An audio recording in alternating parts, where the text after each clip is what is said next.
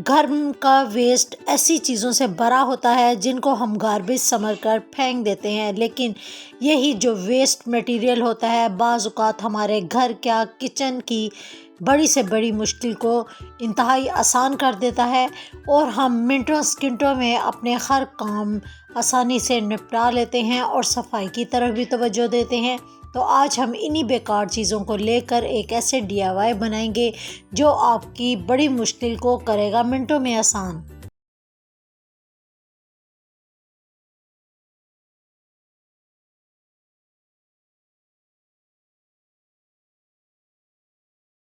आप इमेजिन करें कि आप बाज़ार गए हैं और मार्केट से 10 से 12,000 में आप एक सूट लेकर आए हैं और सूट आपका ऑर्गेन्जा स्टफ़ में है। इलेक्ट्रिसिटी के वोल्टेज अप एंड डाउन होने की वजह से प्रेस करते हुए आपका ये सूट जल चुका है, तो आप खुद ही परेशान होंगे ना? जी होंगे। ये तो वही बंदा बता सकता है जिसका ये सूट हो कि उस पर क्या गुजर रही होगी। तो आज हम इसी तरह का ही एक सूट रिपेयर करने जा रहे हैं और इसका बेहतरीन हल आपको बता रही हूँ कि आप बिल्कुल भी तसव्वुर भी नहीं कर सकेंगे कि ये सूट कहीं से जला भी था।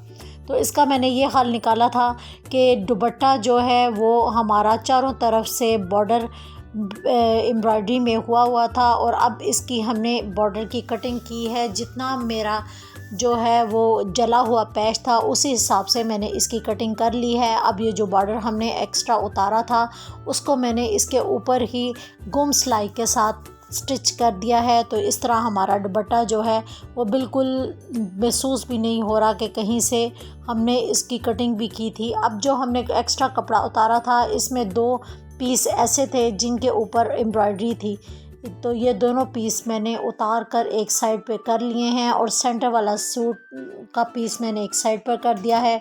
ये दोबारा फिर भी काम आ सकता है, तो इसको मैं साइड पर कर लूँगी। इसी पीस के अंदर से मैंने ऑर्गेन्जा की तारें निकाल ली हैं जिनको मैं अपनी सुई में डाल लूँगी।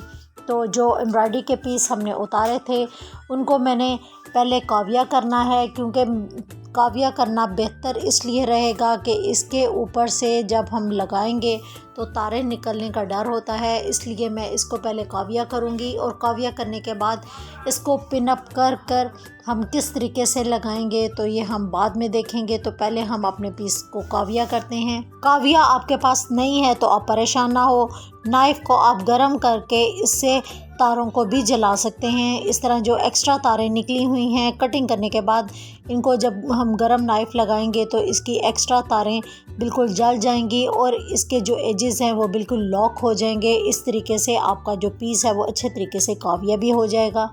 दोनों पैच को मैंने जो काविया किया है वहाँ पर जहाँ हमारा जला हुआ हिस्सा है उसके दरमियान में मैंने इसको रख कर पिन अप कर लिया है और पिन अप करने के बाद बिल्कुल छोटे छोटे से गुम टांके के साथ सुई और धागे का इस्तेमाल करते हुए, और धागा हमने वही डाला है जो हमने ऑर्गेन्जा स्टफ़ के अंदर से निकाला था। इस तरीके से हमारा जो पूरा जो ऑर्गेन्जा के दो पीस हैं वो इसके ऊपर लग चुके हैं। आप देखें, करीब से भी देख सकते हैं और बिल्कुल दूर से भी देख सकते हैं। बिल्कुल महसूस नहीं हो रहा कि हमारा पीस कहीं से जला भी था और हमारी शर्ट कहीं से जलने की वजह से ख़राब भी हुई थी। इस तरीके से हमने जो अपनी शर्ट है अच्छे तरीके से रिपेयर भी कर ली। इसके अलावा जो दुपट्टा था वो भी हमारा बॉर्डर लगने के बाद आप नीचे से भी देख सकते हैं कि बिल्कुल महसूस भी नहीं हो रहा कि कहीं से ये दुपट्टा हमने उतारा भी था और ना ही ये दुपट्टा हमारा छोटा हुआ है। और इस तरीके से हमने अपने हज़ारों रुपए की बचत भी कर ली और अपने आप को नुकसान से भी बचा लिया। दराज तो पाकिस्तान की बहुत ज़्यादा फेमस शॉपिंग साइट है, लेकिन टेमू के बारे में अक्सर डाउट होता है कि हम चीज़ें मंगवाएंगे कहीं हमारे पैसे ज़ाया ना हो जाएं। तो इसी का आज मैं रिव्यू आपके साथ शेयर करने जा रही हूँ। मेरा ये फ़र्स्ट एक्सपीरियंस था जब हमने टेमू से चीज़ें मंगवाई थी। यहाँ से जो हमने चीज़ें मंगवाई थी इसमें एक मैन की पेंट बेल्ट थी, इसके अलावा एक ज्वेलरी सेट था जिसके साथ वॉच ऐड थी और ये काफ़ी अच्छी और ख़ूबसूरत ज्वेलरी थी और काफ़ी कंफर्टेबल थी। इसके अलावा एक सेफ्टी सेट था, ये भी आम साइट से लेते थे, उसकी काफ़ी ज़्यादा प्राइस थी, लेकिन यहाँ पर तमाम प्राइसेस बहुत ज़्यादा रिजनेबल थी। तो मेरी तरफ से तो ये हाईली रिकमेंडेड साइट है। आप इस साइट से भी चीज़ें मंगवाएं और अपने पैसों की बचत करें। जब ओपन किचन हो तो आपको किचन बहुत ज़्यादा समेटना, संभालना और इसमें कम से कम चीज़ें रखना पड़ती हैं। तो इस हिसाब से आप चीज़ों को किस तरीके से मैनेज करेंगे आपके लिए थोड़ा मुश्किल हो जाता है, क्योंकि अक्सर हम उन्हीं साइड पे ज़्यादा चीज़ें रखते हैं जो आपके टीवी लॉन्च से ओपन किचन में नज़र ना साइडें आ रही हों। तो आप वहाँ पर कितनी चीज़ें रख लेंगे? नहीं, आप वहाँ ज़्यादा चीज़ें रख ही नहीं सकते। जब आप वहाँ पर ज़्यादा चीज़ें रखेंगे तो क्या होगा कि वहाँ एक सब मैस सब बिखर जाएगा और आपको समझ नहीं आएगी कि हमने एक चीज़ लेनी है या दूसरी चीज़ लेनी है। तो बिल्कुल अजीब से आप कंफ्यूज हो जाएंगे और आपको कुछ समझ नहीं आएगी। तो चले आए हम अपने वेस्ट मटेरियल की तरफ चलते हैं जो हमने अपने बार लॉन्च में रखा हुआ था।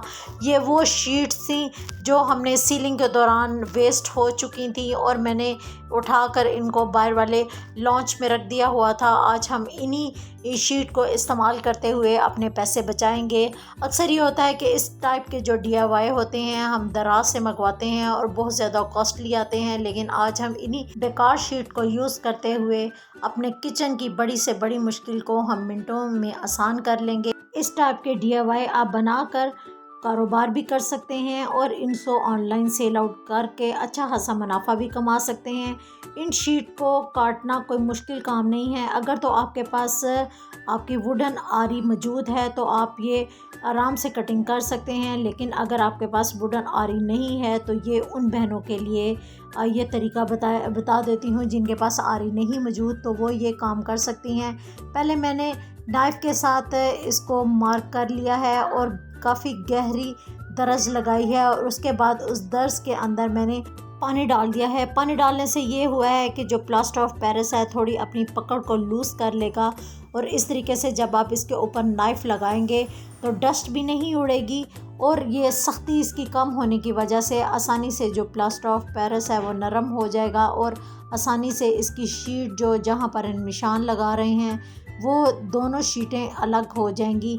जिस तरह आप देख सकते हैं कि मैं इसको तकरीबन 10 से 12 दफ़ा इसको बिल्कुल स्ट्रेट लाइन लगाती जा रही हूँ और इस तरीके से आराम से देखें मेरी शीट कट जाएगी। एक दफ़ा से पानी डालने से ये अमल नहीं होगा, बल्कि 2 से 3 दफ़ा आप दर्ज को गहरा करती जाएं और पानी डाल के दोबारा से इसको नाइफ़ लगाती जाएं तो आराम से ये दर्ज हमारी जो है अलग हो जाएगी। जिस तरीके से मैंने एल शेप काटी है आप अपनी जगह के हिसाब से इसकी कटिंग कर सकते हैं। अब मुझे शीट की लंबाई इतनी ज़्यादा नहीं चाहिए थी तो मैंने दोबारा से इसकी कटिंग नाइफ़ से करना शुरू कर दी है और दोबारा से इसको स्केल रखा है और स्केल रखने से पानी डालकर दोबारा से इसको मैंने कटिंग कर लिया है। अब मुझे इसी टाइप में एल शेप एक और शीट चाहिए तो मैंने दोबारा से जो शीट है वो उसको नीचे रखा है और ऊपर नाइफ़ से मार्क करके दोबारा से इसकी कटिंग कर लूँगी। इस तरीके से मेरे पास 2 एल शेप मौजूद हो जाएंगी। इन दोनों शीटों को सपोर्ट करने के लिए मुझे वुडन पट्टियाँ भी चाहिए, तो एक पट्टी मेरे पास मौजूद थी। वुड को काटने के लिए इस तरह की जो नाइफ़ है वो बेस्ट रहती है। अगर नाइफ़ आपके पास आरी वाली या कटर आपके पास आरी वाला मौजूद है तो वो दी बेस्ट है, आप उसके साथ जो आपकी वुडन पट्टी है उसको काट सकती हैं। लेकिन मेरे पास इस वक्त ये नाइफ़ मौजूद थी जिसकी लुक बिल्कुल आरी की तरह है, तो इस तरीके से मैंने इसकी 3 जो है पट्टियाँ काट ली हैं। पहली वाली पट्टी को इस तरीके से जब हम रखेंगे तो किस तरीके से इसके साथ अटैच करेंगे, तो पट्टी की पैमाइश लेते हुए 2 मैंने कट लगा दिए हैं और कट लगाने के बाद कटिंग करने में अगर थोड़ी मुश्किल हो तो उसी तरीके से आप पानी के साथ इसको गीला कर लें और गीला करने के बाद नाइफ़ की मदद से आप पीस जो है आसानी के साथ इसमें से निकाल सकती हैं। जितनी मेरी पट्टी है उतने मैंने पीस इसके काट लिए हैं। जो हमारे पीस निकले हैं उनको भी मैं ज़ाया नहीं करूँगी, बल्कि एल शेप जो हमने पहले काटी थी इसको मैंने उल्टा किया है और इस DIY की हाइट को बढ़ाने के लिए यही पीस मैं नीचे यूज़ कर लूँगी ताकि मैं इसकी हाइट भी बढ़ा सकूँ और हमारा जो DIY बने वो भी गंदा ना हो और ना ही गीला हो। तो इस तरीके से ये पीस नीचे लग जाएंगे और इस तरीके से हमारे जो पीस है उसकी हाइट भी बढ़ जाएगी। एक पट्टी को मैंने सेंटर में लगा दिया है, दूसरी पट्टी को मैंने एक साइड पे लगा दिया है और जो तीसरी वाली पट्टी है इसको भी मैंने रखते हुए बिल्कुल एंड वाले हिस्से पर लगा दिया है और इसको चारों तरफ नीचे और ऊपर प्लास्टर ऑफ पेरिस के साथ इसकी पेस्टिंग कर लें। पेस्टिंग करने के बाद इसमें मज़ीद सपोर्ट देने के लिए, क्योंकि अभी हमने इसकी एक और जो है वो लेयर लगानी है, तो इस तरीके से सेंटर में हम सपोर्ट देंगे और उसके बाद फिर ऊपर वाली लेयर को लगाएंगे। मूवी काफ़ी लंबी हो रही है, तो मैं कोशिश करूँगी कि इस DIY के ड्राई होने के बाद मुकम्मल और अच्छी लुक आपको अगली मूवी में दिखा सकूं। मैं उम्मीद करती हूँ कि मेरी आज की ये वीडियो आपको काफ़ी पसंद आई होगी, तो वीडियो का नेक्स्ट पार्ट ज़रूर देखिएगा, जिससे आपकी बहुत ज़्यादा मुश्किल आसान होने वाली है। मैं उम्मीद करती हूँ कि आपका जो इंतज़ार है वो रायगा नहीं जाएगा, बल्कि आप भी इस तरह के अच्छे अच्छे DIY बनाएंगे और अपनी मनी सेविंग के साथ साथ अपने किचन की मुश्किलात को भी हल करेंगे। तो दुआ में ज़रूर याद रखिएगा। अल्लाह हाफ़िज़।